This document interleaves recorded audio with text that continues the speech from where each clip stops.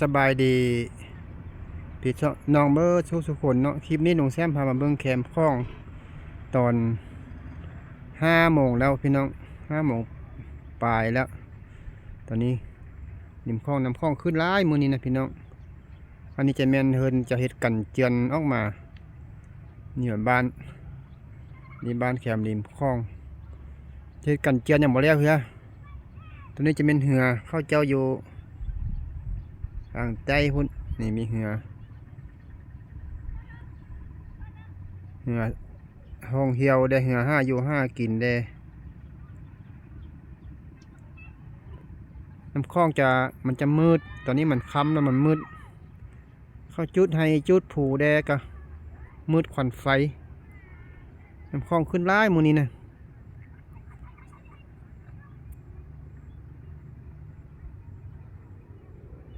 บ่เห็นหูเห็นผ้ายังพี่น้องเห็นแต่ผูไกลๆหูไก่บ่เห็นซ้ำมันมืดผูก็เห็นคิมมิมอยู่ซื่อขึ้นไปเหิงจะเป็นมีร้านอาหารอยู่เหิงหุ่นก็ใต้ฟืนใต้ไฟมีร้านอาหารอยู่เหิงหุ่นเสียดายมันแจ้งเลยพี่น้องมันบ่แจ้งนั่นบ่เห็นยังจากสิ่งเห็นแต่ฟังเห็นแต่ไกลๆนิดหนึ่งบ่เห็นไก่บ่เห็นหูเห็นผ้ายังหูเห็นผูก็เห็นหัวลางๆนี่แหละ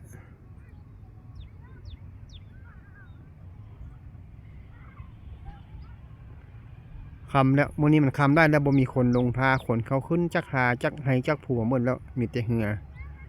อยู่ทาจะเป็นคันถ้ามาเว้นก็นี่ก็จะเห็นเข้ามาอยู่พี่น้องเห็นผู้ไล่ขนข้ามไปข้ามมาเพราะว่าส่วนมากมันจะเป็นเขาเฮ็ดให้เฮ็ดผูอยู่ฝั่งนั้นพุ่นให้หนาเขาจะอยู่ฝั่งนั้นฝั่งนี้ส่วนไล่มันจะเป็นแต่อยู่บ้านนี่ซื่อ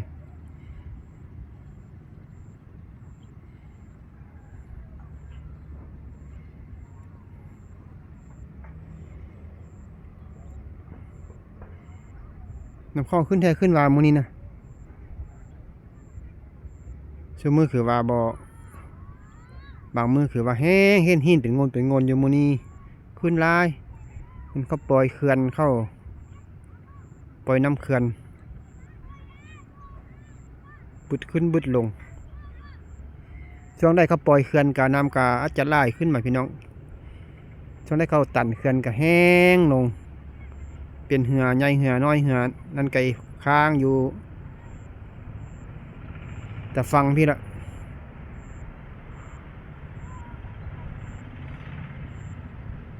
มันจะเป็นช่วงหางใต้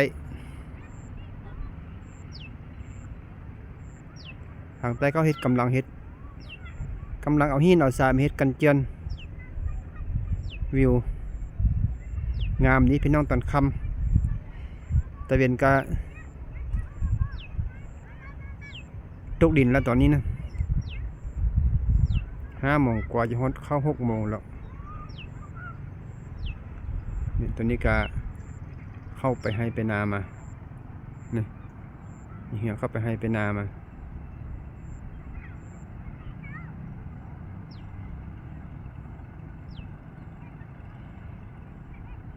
ส่วนแรกเข้าไปให้เป็นนามันจะลงทานี้นี่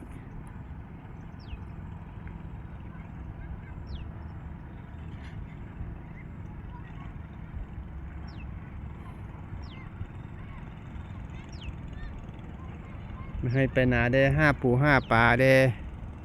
เขาจะมาขึ้นมาลงทานี่ส่วนไร่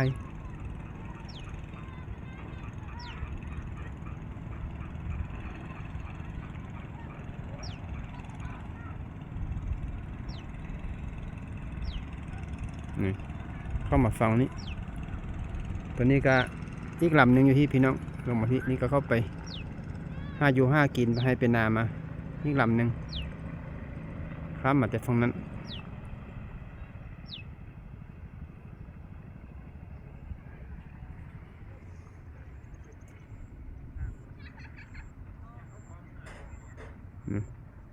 เข้ามาฟังแล้ว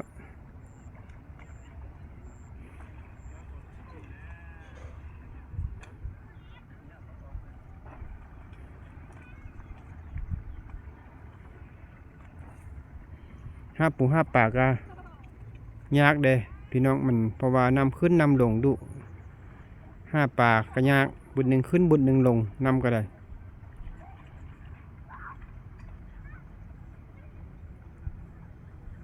อันนี้จะเป็น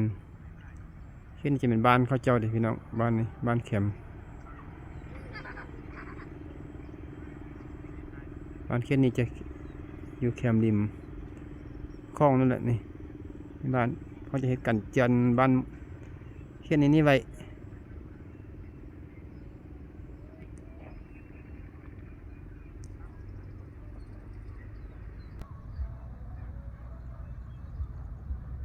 เบิ่งไปเนี่ยก็บ่เห็นหยังพี่น้องเอ้ยมืด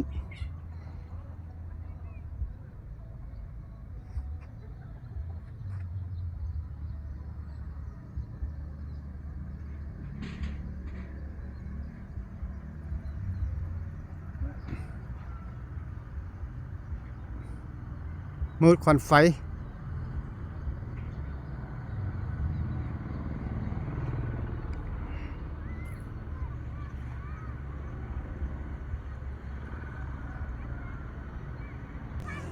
ตัวนี้จะเป็นทางเรียบแคมคลอง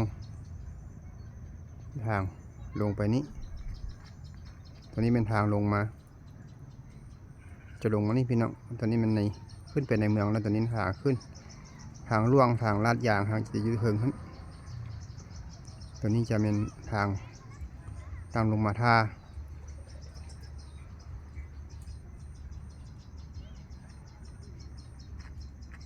เป็นหนทางเรียบเข็มน้ำไป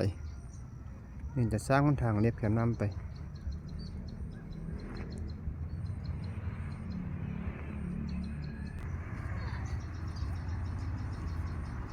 เข้าไปให้เป็นนะ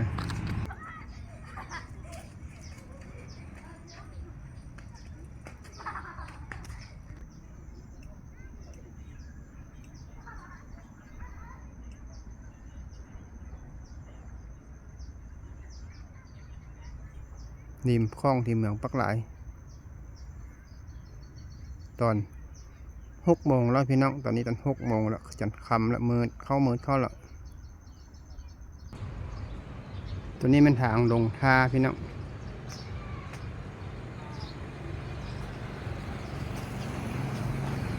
นี่มันถนนในเมืองนี่ในเมืองปักหลายแต่ถนนเส้นทางเส้นลุมเส้นแคมคลอง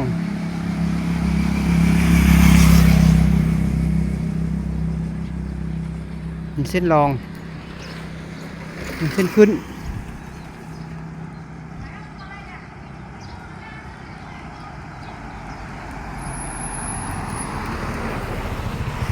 ตอนคำแดง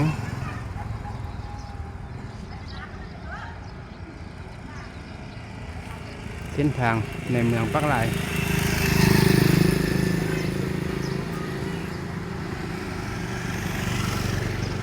เอาคลิปนี้มาฮอดนี้ก็จะจบสำเนียงกันเนาะพี่น้องเนาะพบกันคลิปใหม่คลิปต่อไปเอาท้ายนี้หนุ่มแซมขอจบคลิปไปสองสำเนียงก่อนท้ายนี้ข้อกล่าวคำว่าสบายดี